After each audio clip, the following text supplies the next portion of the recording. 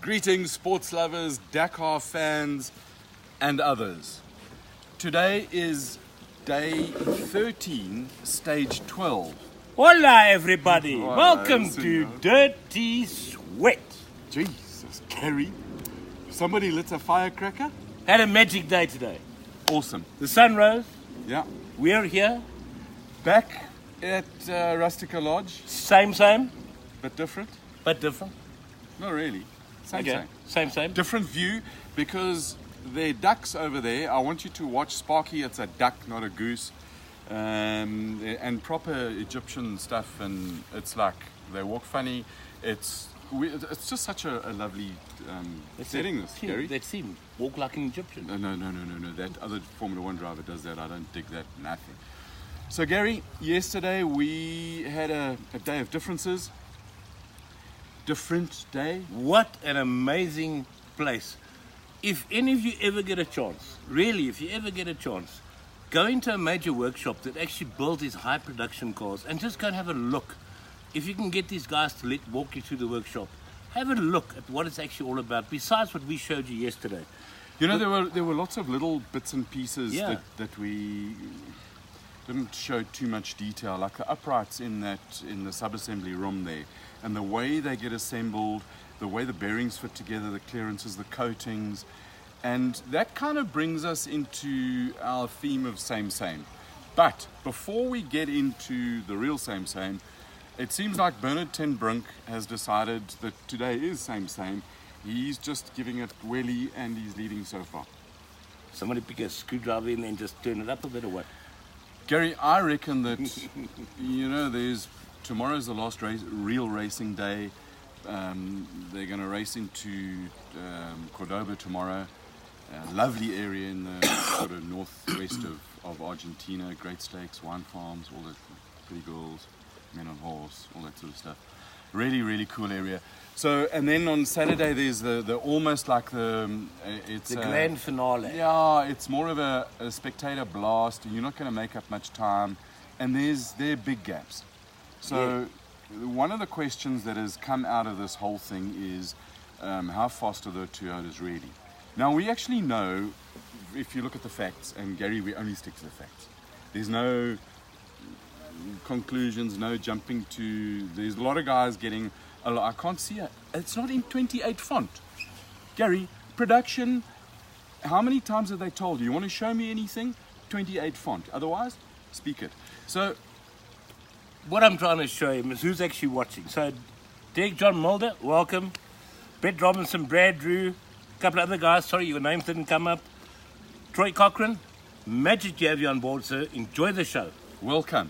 And if you've got any comments, questions, queries, put them at the thing at the bottom. Type in the comments there. Gary can see I'm blind as a bat at the moment. But anyway, he'll talk. So, where were we, Gary, before you interrupted?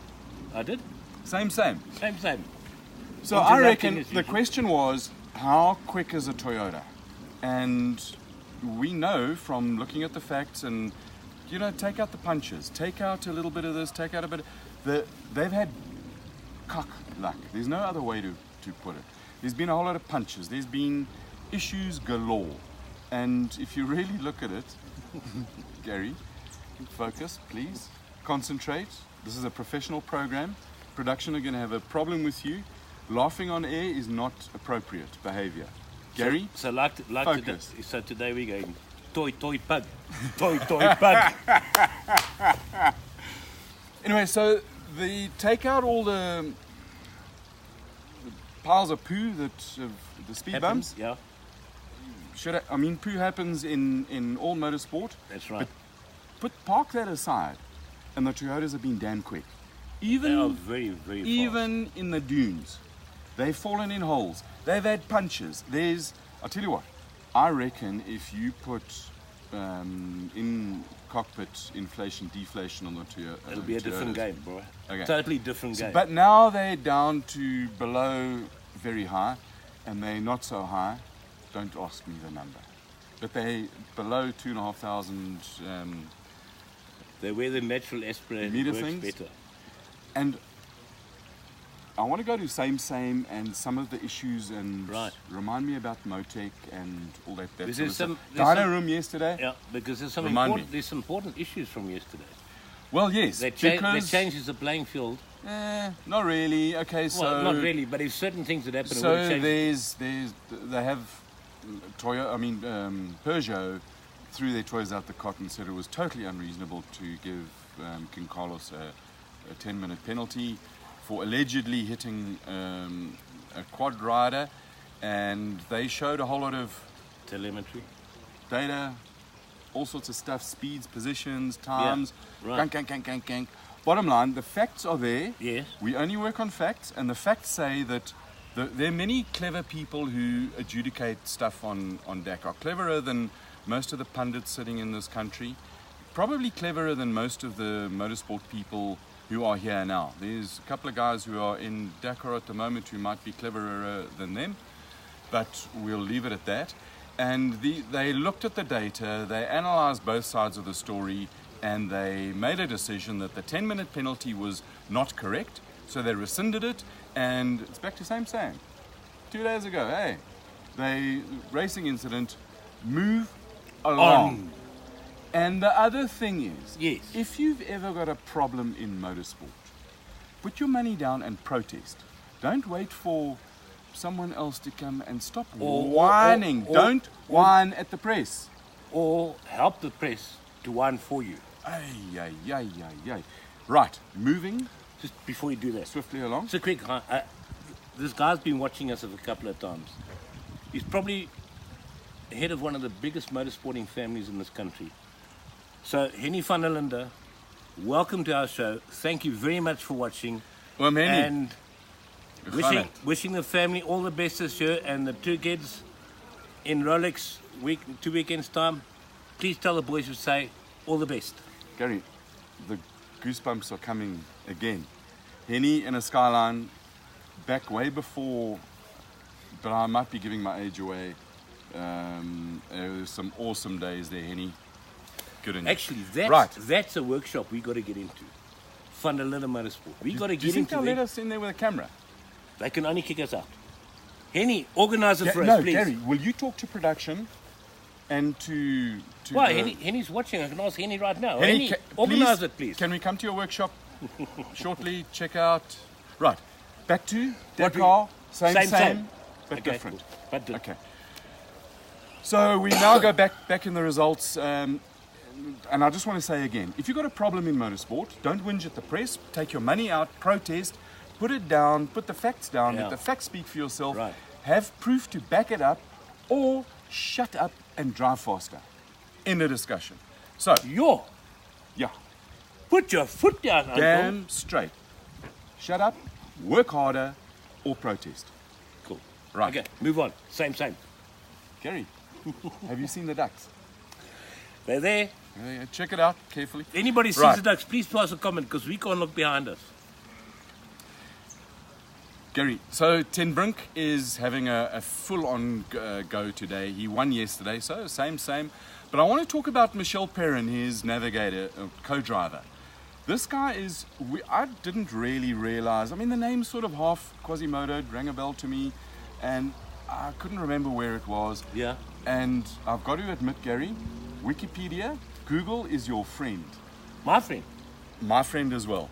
So it turns out that Michel Perrin is actually a 6-time world FIA cross-country Country. champion. The dude is no slacker. He's sort of had two parts of his career. In the early part, he navigated a whole lot and won stuff, and then stopped, retired, as clever people do, and became manager of Citroën Motorsport. Okay. And then the bug, once you've driven a car and that bug just, Bite you. it itches. And if there's an itch, don't scratch it. But he did. And then he came back, and some of the names that he's co-driven for. Bruno Sabi, Carlos Sainz, a couple of times. Oh, really? In fact, in one of Carlos's famous crashes, and there are many of them, so I can't, I don't have enough space in my head to keep all of them there. Imagine if we had a beer for every time Carlos had crashed a car. I think we have. Today. what, crashed today or No, had no. a beer If today we for had all a the beer- time? Yes. You and I wouldn't be doing the show. We're bankrupt catering. But Gary, can we focus on what we're doing here? So he's Same. navigated for King Carlos, and when in one of Carlos's crashes, Michelle broke his arm, Oh, really? and they had to retire. Nanny Roma, Mika Hervinen, Yeah. and now Bernard ten Brink.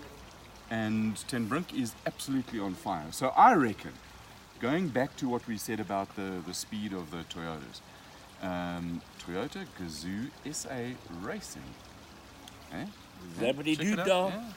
Yeah. With many, I reckon they've lit the fuse. The gaps are big, and it's now time to haul it out and show them what you've got. You know, sometimes you can play the long game and you go for the win. Toyota, Peugeot first and second, hour ahead. Chances of you winning, if Carlos doesn't crash, naught. Carlos crashes, then you've still got to pass Peter Hansel. So the next best thing you can do is show how quick you are. And Yeah. I reckon they just bang it in there, flat out, 6 or next. And it's I great, agree with it's you. 6. So it's absolutely fantastic. So again, let's be patient. And I'm trying to look down here and I just see the one column and it hasn't moved, and you've got Ten Brink and Well, the reason why it hasn't moved, remember this stage is a stage of 2 parts. So they've finished stage 1 and they've only just started the beginning of the second part of the stage. Gary, that's And- why I love working with you. And there are 3 waypoints to go through before they get to the end. So what I wanted to know, at this break, Yeah. okay, are they allowed outside assistance from teams, etc.? And is it purely just a refuel break? Gary, I've got to say I don't know the Okay, facts. cool. But if the routes coincide, yes, Yes. they are. Okay. Oh, the other thing from today that is a little bit Easy. No, I've just got to refocus and get stuff sorted Same, out here. Colin, focus. The bike race was cancelled today because it goes wet. And so they had a chilled out ride into San Juan. But it's side-by-sides, cars No, and side by trucks. side also cancelled. Only sides by sides, cars and trucks. Sorry, quads and bikes were cancelled. Focus, Gary. Same time. Focus. Right, so where were we now? Oh, the break. Yes. So there isn't, I don't know. But if the routes coincide, Yeah. you can then, and that's the route of the service crew and of the race team, Yeah. you can do whatever you want to. But when we had that discussion about rules, Yeah. you can't parachute or drone in or drop parts in or just, you're driving along the desert and, oh my God, I just found a left rear corner for my Peugeot lying in the sand there. How convenient. Let me fit it to my broken car and carry on. Can't do that. So if there's any even suspicion of you dropping and parachuting parts in, Not on. there will be a hearing by the clever people, and they will have data, and then they will make a decision. Maybe. Yeah, for those But of you, those of you who've ever done certain things in motorsport and got caught in endurance racing with all sorts of illegal things, you'll understand how data can get you out. So that's what it comes. So down catering upgraded our water. to. I see they did. I see. It's this to me is the best water in South Africa. Valpre, try it out. Sparkling is also very good, but it's a bit acidic for me, and the blood balance and all the rest of it.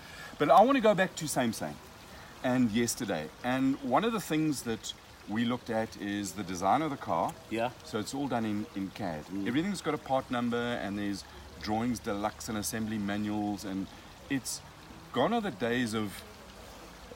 And with the greatest of respect to Henny, back in the day it was a case of let's take a big engine, shove it in a tiny car, wide arches, and make and go. And that's where guys like Henny and Jeff and Willie and Ben Murum do it with they had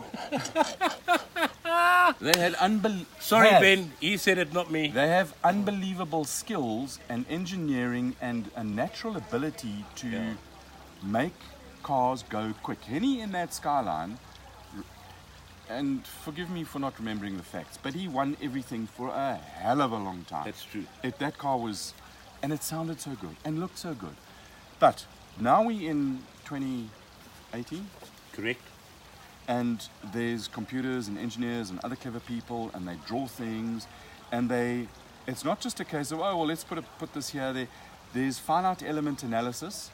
So what they'll do, there's engineering and sums. You're talking something like a Motec, or you're No, talking no, about no. ECU here? No, we're talking about strengths of materials. Oh, okay. Okay, sorry. We'll get there. We'll get to the ECU. Okay. So the finite element analysis looks at the mathematics of bits of the material that you're building something out. So if yesterday you would have seen we started with a tube, so to look at the size of the tube and the bending moments and the crushing forces that are involved, and it will work out the best places to put these tubes in order to distribute the forces evenly around the chassis of the car to give you the stiffness both in bending, beam strength, which is if there's a wheel here and a wheel there, it's this sort of strength, or in twisting strength, torsional rigidity. So in the old days, I actually used to make a roll cage out of bits of wire, and then see where it bent. Oh, okay, well, now the computer does all of that for you, and you can manipulate it on the computer, modify some stuff,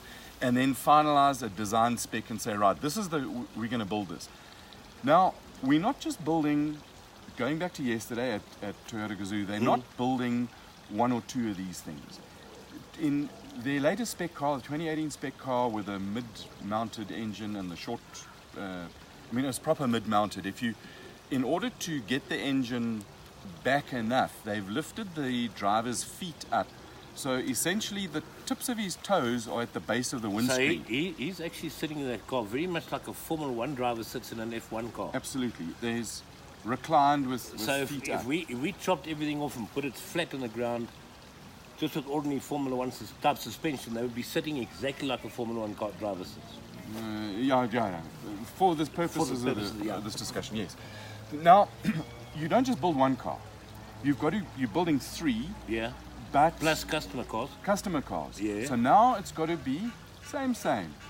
Because you want the spares that you're building and the parts that you are building, you need to be able to take this suspension arm and bolt it onto a car and know that the performance is going to be the same. You've got a gearbox cross member on that thing and a rear transaxle. There's actually a sub-assembly so that you can take the whole back suspension with its diff off and then put a new one in very quickly. Like they do in endurance Formula 1 racing. Yep. And you've got to know that the thing just fits, and oh my goodness, catering they're going to destroy us.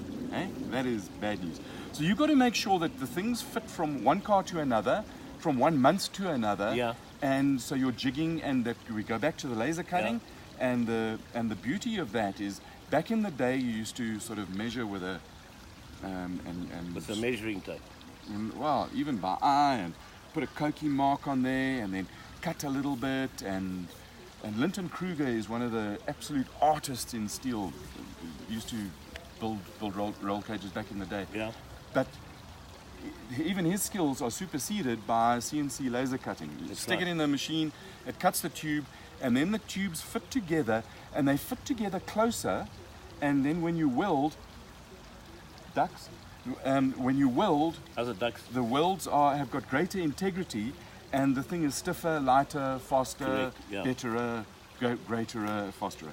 So those are the things about same, that the car you build tomorrow must be the same as the car that you build today, so that when you put it in a box, you can actually just change the stickers, put the driver's setup on the car, give it to him, and he thinks that it's the same car.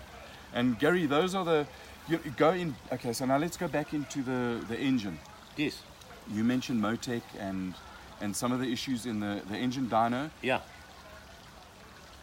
When Toyota decided to run this latest generation Lexus V8 in it, and it's naturally aspirated, and it's got all sorts of things that it does with variable cams and direct fuel injection and normal inlet injection, and it's got completely wild cam timing.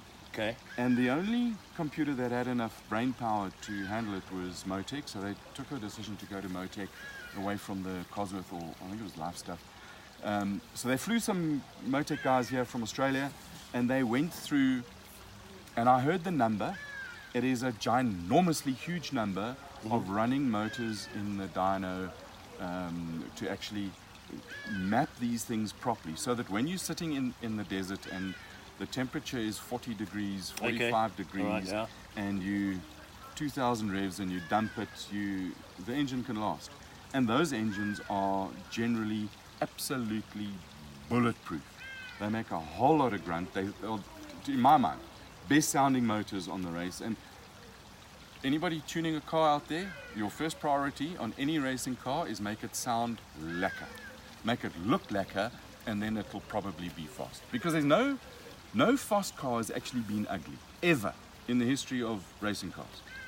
So if it's pretty, you've got a real good chance. And Gary, that's, I think, where we come to the end of Same.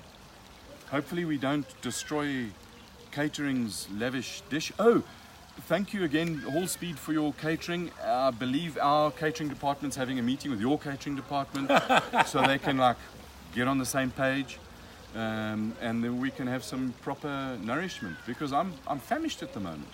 Makes two of us. But just coming back to some of you that are online with us, and Mark Edwards, to answer your question, I think the best way to answer Mark's question is asking about Carlos must have gone past how many bikes that he can remember in the incident, unless he knew he actually caused I can't say it, Mark. Gary, nice words, eh? It's a public radio station. Let me just say this. Yeah.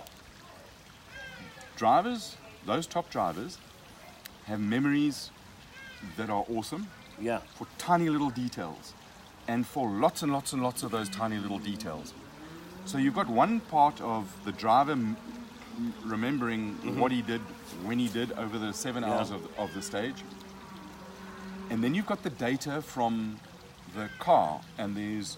And the other vehicle's data. Quad bike or whatever. And you've got the GPS positioning, which is reasonably accurate. And you've got the timestamps of everything. So align the timestamps on the logging, and you can follow who's doing what. That's right. And if you touch something, generally there's a force and a reaction, and you'll see a jiggle, or you'll see, depending on the size of the thing. But we don't know. But knowing what we saw yesterday, okay, most of these cars have got sensors everywhere. Now, if you bump something, whether it's via a tree, a brush, or you hit something hard, that telemetry is recorded. I.e., there's a sense saying, okay, fine, if this happened, that happened. But the fact of the matter is, and it doesn't matter how we all look at it, because unfortunately there's no video footage of it. So to put blame on one or the other, I think is very unfair. The incident happened. The press made a lot of noise about it. Some parts of the press and some stokers and all the rest of it. Made a lot of noise about it. You've got to look at the facts. Probably got a lot of mileage out of it. But I think the best thing to do is, if you really want to understand what it's like there, go back and watch the show we did with Joey Evans 2 nights ago. Just listen to him. He'll explain to you you'll get a perfect idea what it's like for a biker on the Dakar. And listen to him very carefully. And if you really don't understand that, go and buy his book, because it'll explain to you all the stuff he went through. Dealers, or it's where, Gary? Or just exclusive books, or just Google Joey Evans. You'll find it over there. And then to a couple of other guys. Brad Drew, we didn't have lunch today because catering wasn't with us. We got you a bit later. Brett Robinson, now and then I can laugh a little bit. Ducks. Is there a goose there? Menno, thanks for joining us. Brad Drew, that's how life goes. And then Graham Cooper just sent us a text and said he's unfortunately seen an incident on video of one of the trucks hitting a spectator. Brad, we don't have that information. Graham, sorry. We don't have that information, and if it did happen, my prayers are with the spectator. This is Dakar. Things can go wrong, and sometimes they do. They actually do, and we've seen this in World Rally Championships and even South African rally events. Sometimes spectators are a little bit dwarf. Or over-enthusiastic and get in the way. Try and get a little bit too close to the cars. and stand on the outside of corners. But we don't know what happened, and if anybody is injured, our thoughts and well, actually, that thoughts don't do it for me. I hope you get better. Okay, if you hurt, But Graham, if you manage to find the information, we'll chat about it tomorrow night. By the way, Mark said he used to race with you. And he said we occupied tracks at the same time. He says you weren't quite as quick as him. Mark is not going to answer. I know it for a fact. Guys and people out there, it's been awesome. Thank you very much. We'll see you. Oh, hold on. Tomorrow there's sand and fish, and the origin. Fish. You know that soft, mushy stuff? Oh, not ducks. Listen to the ducks. It's freaking awesome. We're in 4 ways, but it is proper. So what the origin, is fish? Fish. We told you, Gary. Focus. It's super soft sand that behaves like mud, or it's like cement. And the origin of the word fish is Arabic. Okay. And on that note, we'll see you tomorrow. Have a great evening. Thanks, Cheers. guys. Ducks. Proper ducks. Yeah. Egyptian